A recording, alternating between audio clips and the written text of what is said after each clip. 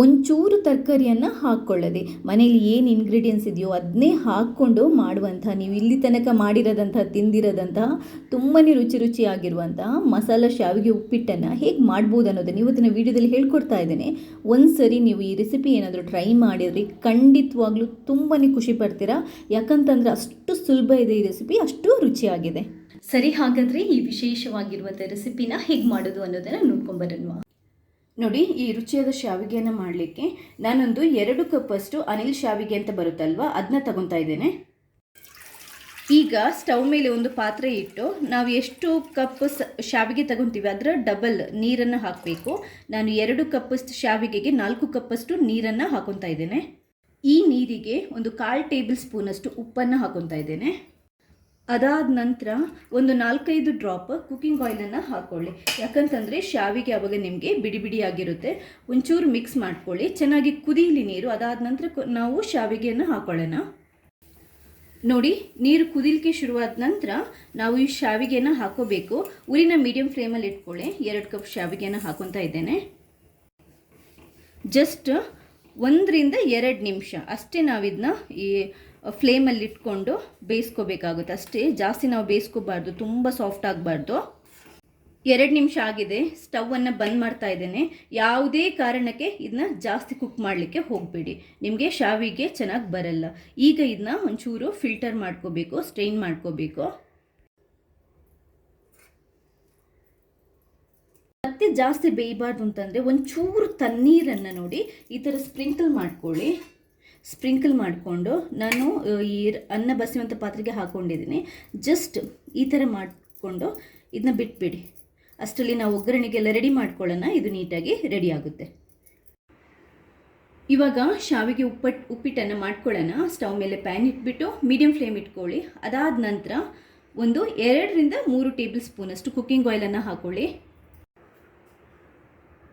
ಹಾಗೆಯೇ 1 table spoon ಬೇಕಾದರೂ ತುಪ್ಪ ಹಾಕೋಬೋದು, ಫ್ಲೇವರ್ ತುಂಬಾ ಚೆನ್ನಾಗಿ ಬರುತ್ತೆ.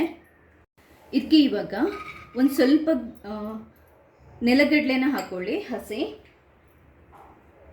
ಹಾಗೆಯೇ ಸ್ವಲ್ಪ ಗೋಡಂಬಿನ ಹಾಕ್ಕೊಂಡು ನಾವು ಮೊದಲು ಹುರಿದುಕೊಳ್ಳೋಣ.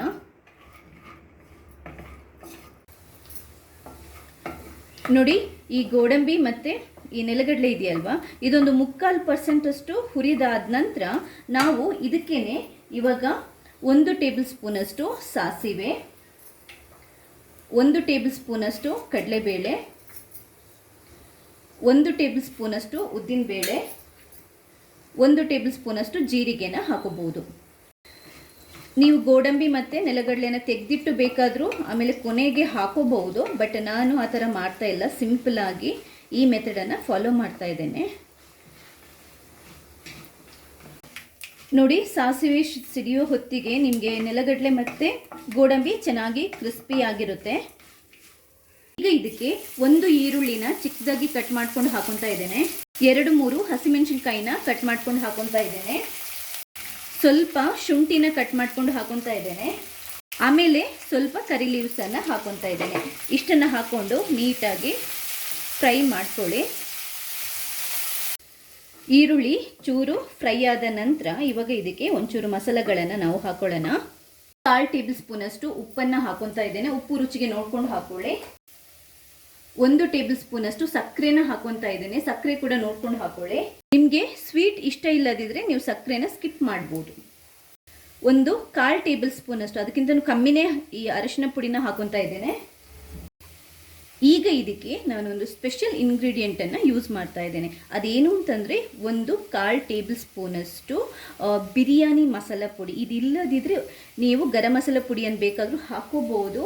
ಫ್ಲೇವರ್ ತುಂಬಾ ಚೆನ್ನಾಗಿ ಬರುತ್ತೆ. ನೀವು ಇಷ್ಟರ ತನಕ ಟ್ರೈ ಮಾಡಿರಲ್ಲ ಈ ಥರ, ಒಂದ್ಸರಿ ಟ್ರೈ ಮಾಡಿ. ಉರಿನ ಕಮ್ಮಿ ಇಟ್ಕೊಂಡೆ ಇದನ್ನೊಂಚೂರು ಮಿಕ್ಸ್ ಮಾಡ್ಕೊಳ್ಳಿ. ಒಂಚೂರು ಮಿಕ್ಸ್ ಮಾಡಿದ ನಂತರ ಇವಾಗ ನಾನು ಇದಕ್ಕೆ ಶಾವಿಗೆನ ಹಾಕೊತಾ ಇದ್ದೇನೆ. ಶಾವಿಗೆ ಹಾಕಿದ ನಂತರ ನಾವಿದನ್ನ ಒಂದು ಸ್ಪೂನಲ್ಲಿ ಮಿಕ್ಸ್ ಮಾಡ್ಕೋಬೇಕು. ದೊಡ್ಡ ಸೌಟ್ ಅಥವಾ ಇದನ್ನ ಹಾಕ್ಕೊಂಡು ತಿರುಗಿಸ್ಬೇಡಿ, ಯಾಕಂತಂದರೆ ಪೂರ್ತಿ ಶಾವಿಗೆ ಇದೆಯಲ್ವಾ ಪುಡಿ ಪುಡಿಯಾಗಿ ಹೋಗುತ್ತೆ. ಈ ಥರ ನೋಡಿ, ನೀಟಾಗಿ ಮಿಕ್ಸ್ ಮಾಡ್ಕೊಳ್ಳಿ. ನಿಮಗೆ ಒಳ್ಳೆ ಫ್ಲೇವರ್ ಬರುತ್ತೆ. ನೋಡ್ತಾ ಇದ್ರೆ ಇದನ್ನ ತಿನ್ನಬೇಕು ಅಂತ ಅನಿಸುತ್ತೆ, ಅಷ್ಟು ಸೂಪರ್ ಆಗಿದೆ.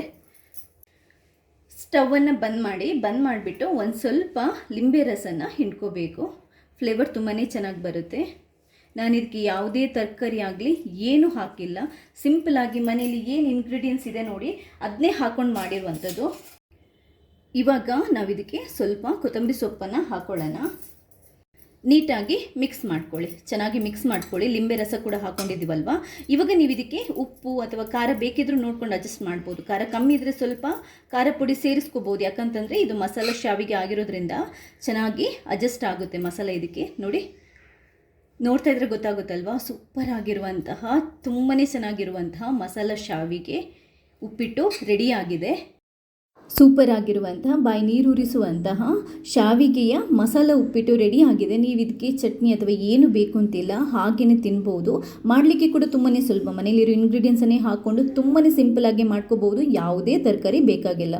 ಯಾವತ್ತೂ ನೀವು ಈ ಥರ ಟ್ರೈ ಮಾಡಿರಲ್ಲ, ಒಂದ್ಸರಿ ಟ್ರೈ ಮಾಡಿ, ಖಂಡಿತವಾಗ್ಲೂ ನೀವು ಖುಷಿ ಪಡ್ತೀರ. ಅಷ್ಟು ಚೆನ್ನಾಗಿ ಬರುತ್ತೆ ಈ ರೆಸಿಪಿ ಇಷ್ಟ ಆದರೆ ಲೈಕ್ ಮಾಡಿ. ಹಾಗೆ ನೀವು ಮಾತ್ರ ನೋಡೋದಲ್ಲ, ಬೇರೆಯವರಿಗೆ ಕೂಡ ಶೇರ್ ಮಾಡೋದಕ್ಕೆ ಮರಿಬೇಡಿ.